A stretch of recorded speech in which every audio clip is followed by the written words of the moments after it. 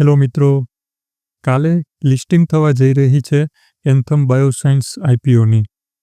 તો આપણે ચર્ચા કરવાના છે કે લિસ્ટિંગ ડે સ્ટ્રેટેજી શું હોવી જોઈએ. આઈપીઓની વાત કરીએ તો આપણે આ આઈપીઓની અંદર એકદમ સ્ટ્રોંગ ડિમાન્ડ જોવા મળી હતી. ક્યુઆઈબીની વાત કરીએ તો લગભગ 1,30,000 કરોડ રૂપિયાનું બિડિંગ આપણે જોવા મળ્યું હતું અને એક ટાઈમે એવું લાગતું હતું કે અહીં રિટેલ કોટાની અંદર ઇઝી એલોટમેન્ટ થઈ શકે છે. તેમાં પણ આપણે ટફ કોમ્પિટિશન જોવા મળ્યું હતું.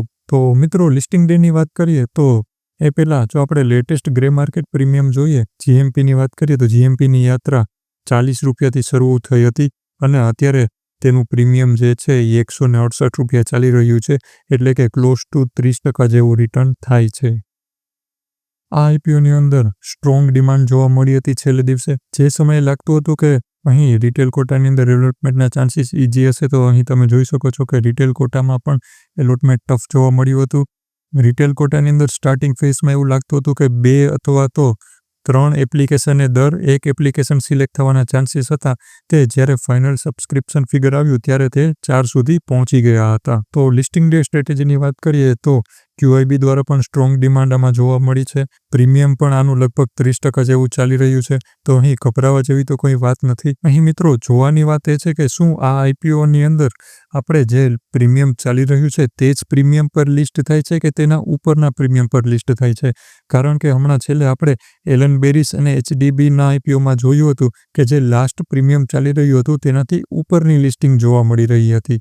તો શું તે પ્રકારની લિસ્ટિંગ પણ આ આઈપીઓમાં આપણે જોવા મળશે કે નહીં, તે એક જોવાની વાત છે. અને તે ઉપરાંત જ્યાં સુધી આમાં કોઈ મોટું સેલિંગ પ્રેશર ન આવી જાય ત્યાં સુધી આ આઈપીઓને આપણે કન્સિડર કરી શકીએ છીએ અને એક હોલ્ડિંગ ટોન પર રાખી શકીએ છીએ.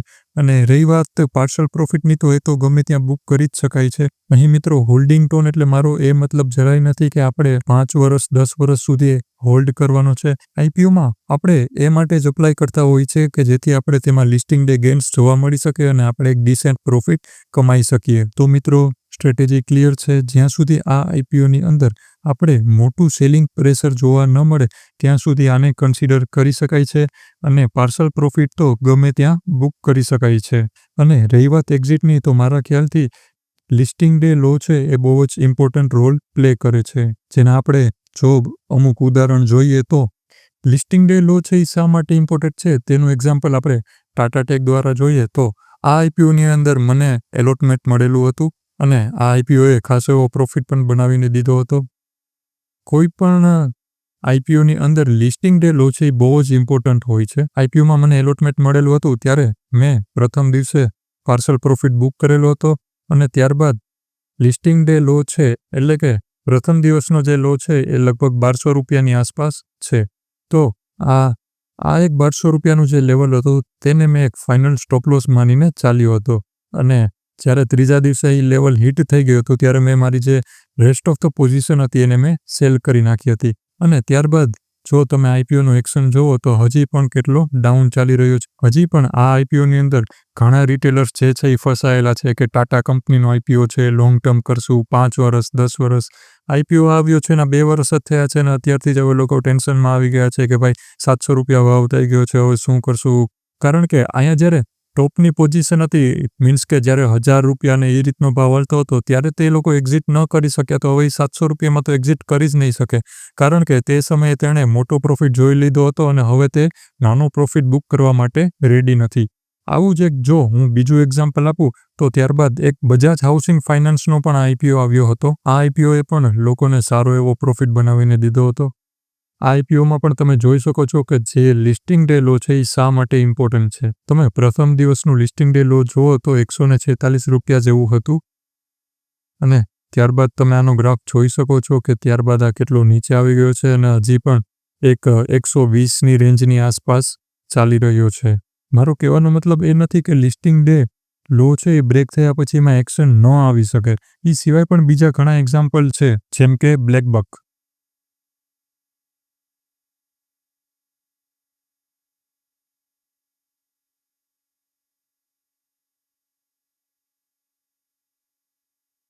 બ્લેકબકમાં તમે જોઈ શકો છો કે કઈ રીતનું એક્શન આવેલું હતું, જેણે લિસ્ટિંગ ડે લો પણ બ્રેક કરેલો હતો અને ત્યારબાદ આમાં એક સ્ટ્રોંગ એક્શન આવેલું હતું.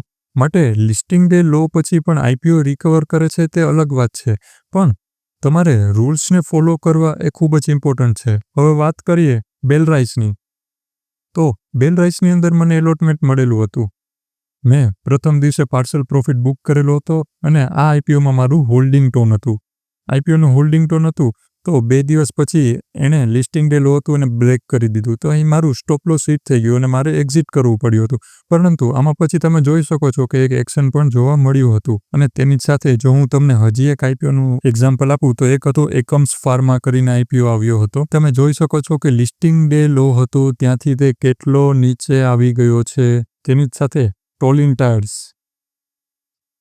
આ પણ આઈપીઓ આઈ થિંક બજાજની સાથે જ આવેલો હતો. અહીં તમે જોઈ શકો છો કે આ ચાર્ટનું પેટર્ન જે છે એ કઈ રીતે એકદમ નીચે ધડાધડ અહીંથી નીચે પડ્યો હતો. તો મિત્રો આ તો એક એક્ઝામ્પલ હતું કે સ્ટોક માર્કેટમાં જો તમારે ટ્રેડ્સ કરવી હોય તો શા માટે રૂલ્સને ફોલો કરવા જરૂરી છે.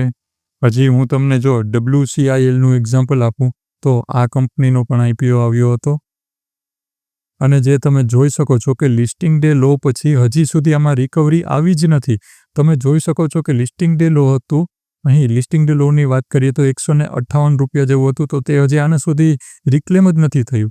જો આ લાઇનની વાત કરીએ, હજી અહીંયા 158ની રેન્જ સુધી આવવામાં કેટલો ટાઈમ લાગશે કોને ખબર છે. પણ વાત એ છે કે જો તમે લિસ્ટિંગ ડે લો છે તેનું ફાઇનલ સ્ટોપ લોસ ન બનાવ્યું અને તમે એક્ઝિટ ન કર્યું તો અહીં આપણે જો જોઈએ તો 204 ટ્રેડિંગ ડેઝ છે. એટલે હજી એમાં પણ હોલિડેઝ નહીં તો બધું એડ કરવાનું બાકી છે. તો મોટા મોટી આપણે વાત કરીએ તો લગભગ 10થી 11 મહિના જેટલું આમાં ટાઈમ પીરિયડ નીકળી ગયો. તો માટે જો તમારો સ્ટોપ લોસ હિટ થઈ ગયો અને તમે એક્ઝિટ ન કરો તો આટલા ટાઈમ સુધી તો તમારા કેપિટલ છે એ તો બ્લોક થઈ ગયું ને. તમે આ કેપિટલને ક્યાંય યુઝ તો નહીં કરી શકો ને. વાત એ છે. તો મિત્રો આ તો આજનો વિડીયો. આઈ હોપ મેં જે પણ 2-3 એક્ઝામ્પલ આપ્યા છે એ તમને સમજાઈ ગયા હશે. તો આ તો એક ઓવરઓલ વિડીયો અને તેની જ સાથે અહીં જે પણ લેટેસ્ટ અપડેટ હશે એ તમને ટેલિગ્રામના માધ્યમથી શેર કરી દેવામાં આવશે. માટે ટેલિગ્રામ ચેનલને જરૂરથી જોઈન કરી લેજો.